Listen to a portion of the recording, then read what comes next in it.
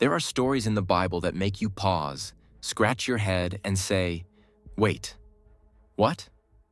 Among the most unforgettable of these is the account of Balaam and his talking donkey. This isn't a fictional tale. It's a real event recorded in Numbers chapter 22 to 24, where God chose to interrupt a prophet's dangerous journey using the most unlikely messenger, a donkey. But this strange miracle wasn't just for shock value.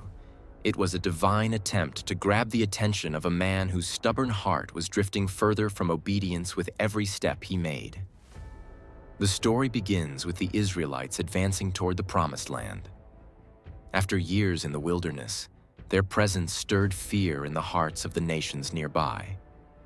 One of those nations was Moab, whose king, Balak, trembled at the sight of this massive, victorious people encamped just outside his territory.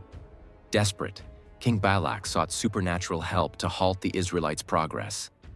He sent messengers to a prophet named Balaam, a man who had a reputation for possessing the spiritual power to pronounce blessings and curses.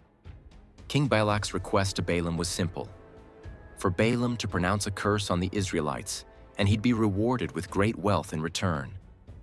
When Balaam received King Balak's request, he first did what seemed right.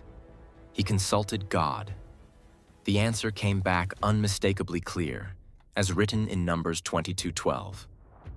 God told Balaam, "Do not go with them. You must not curse these people, for they are blessed." That should have ended it. But greed has a way of whispering louder than divine instruction. When King Balak sent more prestigious officials with even greater rewards, Balaam entertained them. Again, he sought God's counsel, hoping that God would eventually approve what his heart already wanted. This time, God permitted him to go, but not because he approved.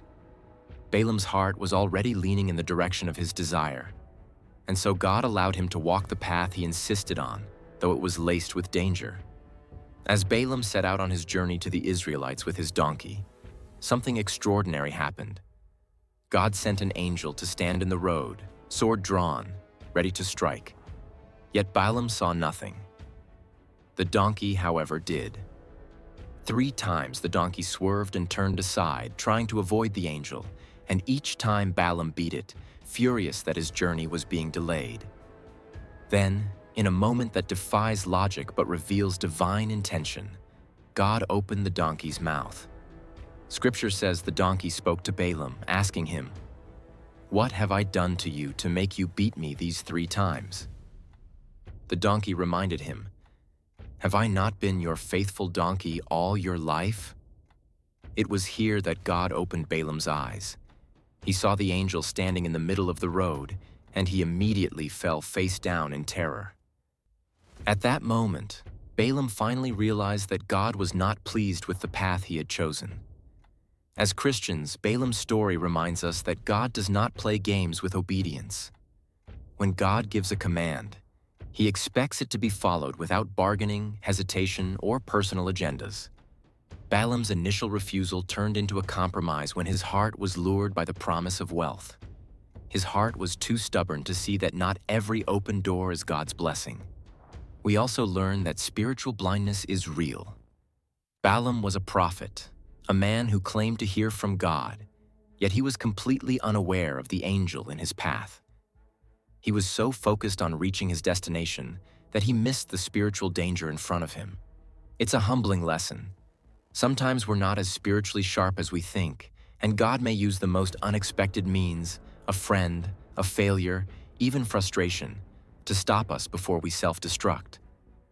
Most importantly, this story teaches that no one can reverse what God has blessed.